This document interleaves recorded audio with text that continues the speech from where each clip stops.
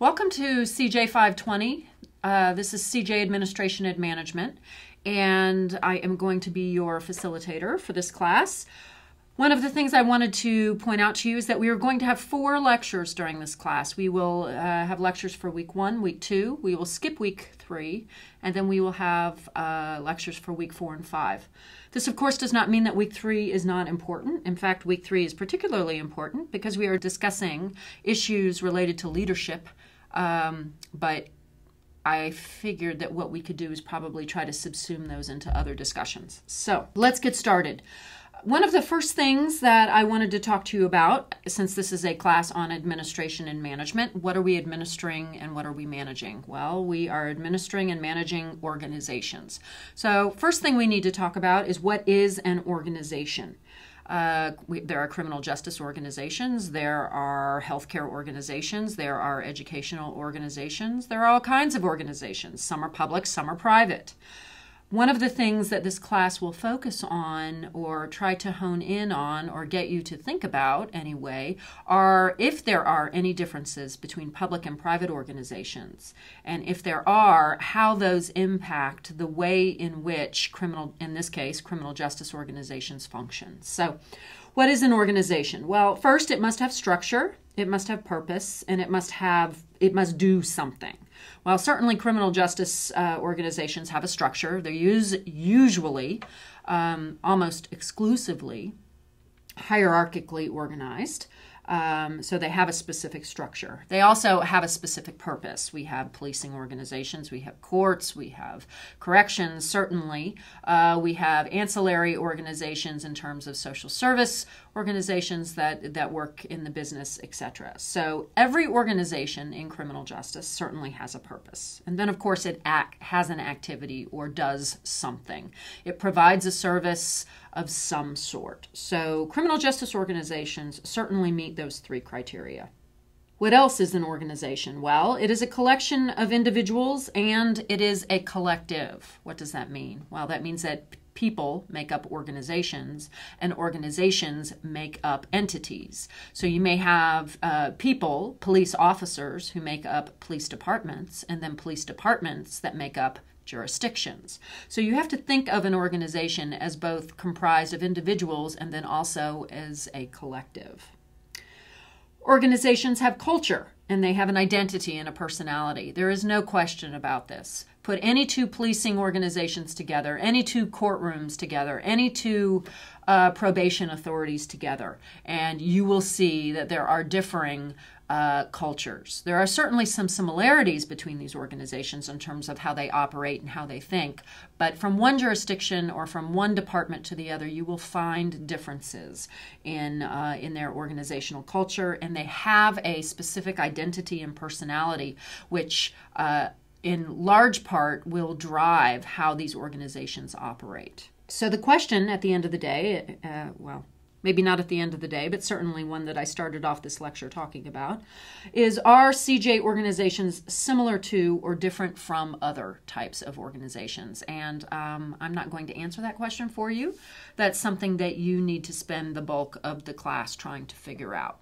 So let's talk about management and leadership, because management and you need managers and you need leaders to run organizations. Well, what is the difference between managing and leading? There are very specific and very distinct differences. If you manage something or if you are engaged in the management of something, it is the process by which organizational members are directed toward organizational goals. So it could be that you as a manager move the people that work for you toward a goal. They are members of your organization and you are moving them towards some ultimate goal that you are seeking to achieve. Leaders, on the other hand, or people who are in the practice of leadership, often engage, well, their primary purpose anyway, is to motivate organizational members and to enable them to act by creating a shared vision.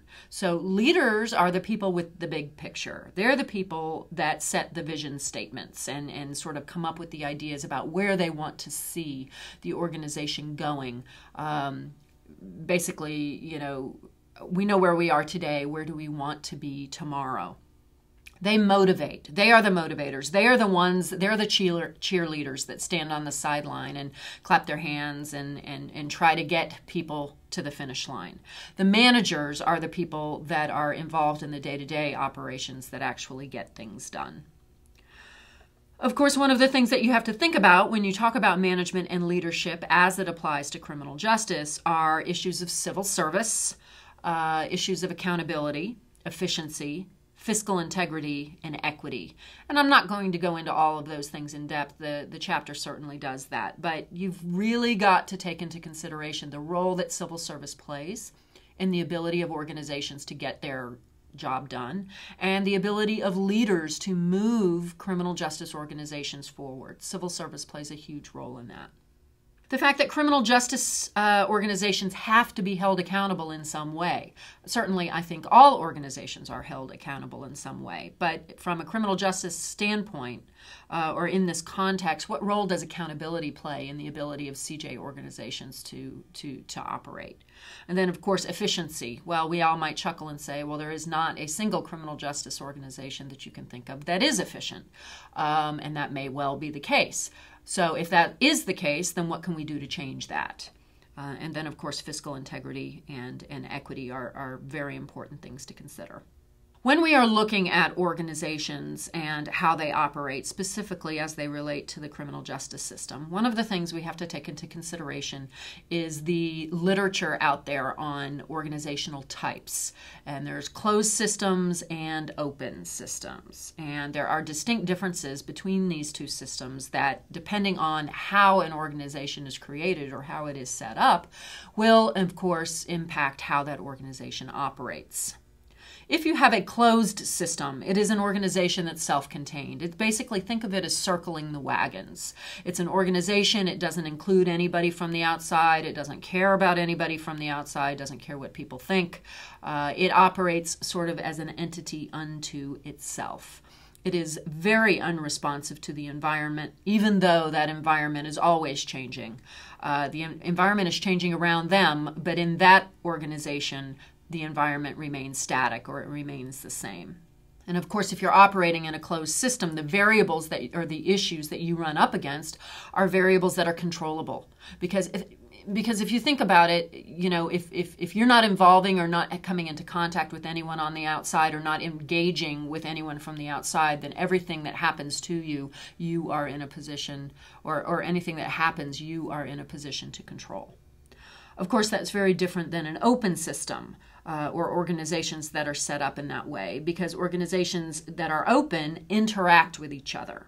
Think of it more as a symbiotic relationship where not only information but resources are often shared, and there's a willingness and a need really to engage in an ongoing mutually beneficial relationship between usually more than one other organization. An organization that is open obviously then responds or is able to respond to the needs of their environment. As things change in the environment around them, they are more able to respond accordingly. Certainly change is based then on environmental factors, and change is possible because you are always reacting. You are not static. You are not fixed in your approach to how you manage things. And then, of course, adaptation is a good thing. Organizational change is a good thing, and this is something that we'll talk about later in one of the other lectures in the class. But change is good. Change is not bad. Change is not a four-letter word, both literally or figuratively. And so it's something that we need to always be thinking about. So if we're looking at the world of organizations through a closed or open systems lens, obviously an open system is the much better way to go. It's an organization that sort of lives and breathes and is less, or I should say, is more apt to respond to change in better ways. So organizations have complex goals. They exist in complex environments, and there are what we call complex internal constituencies.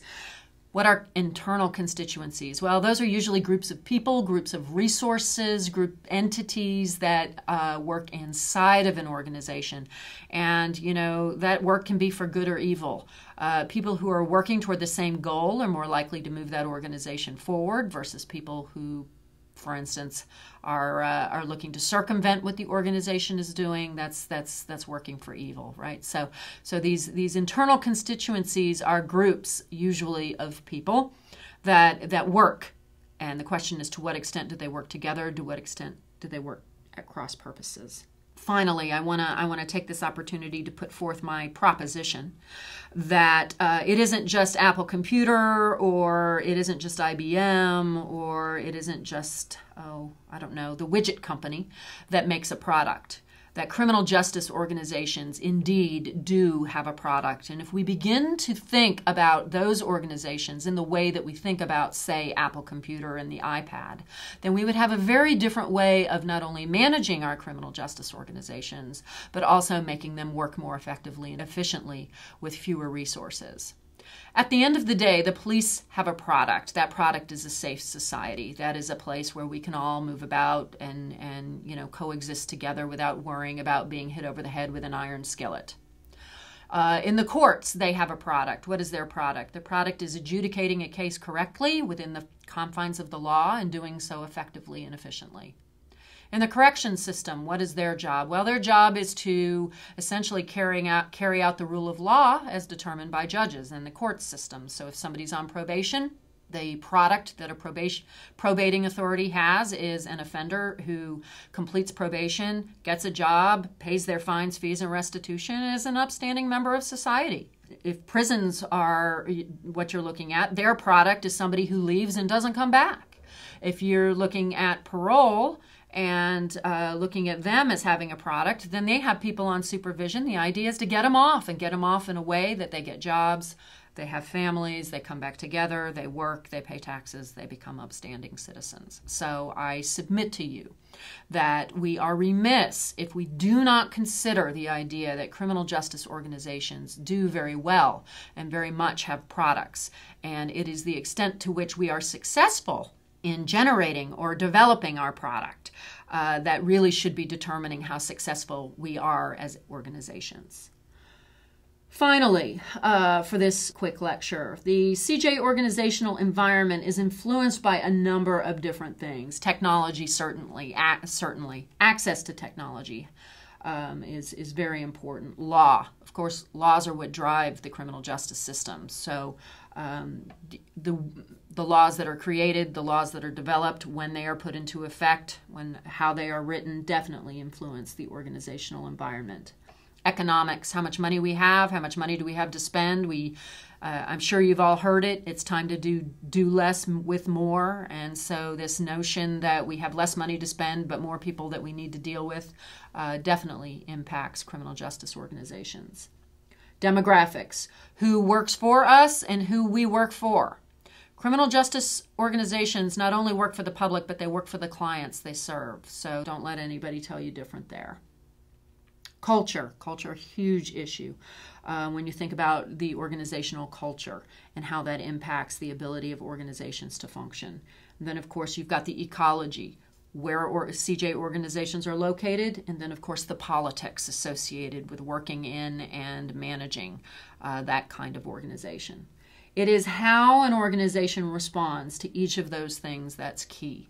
And that is really what the bulk of this course is about as we move through the chapters and move through this course. It is really how the organization, the criminal justice organization, is able to sort of dodge the slings and arrows that come at them in a way that not only maintains or improves public safety, but also the bottom line, which again, I'm going to suggest is that product that we're generating.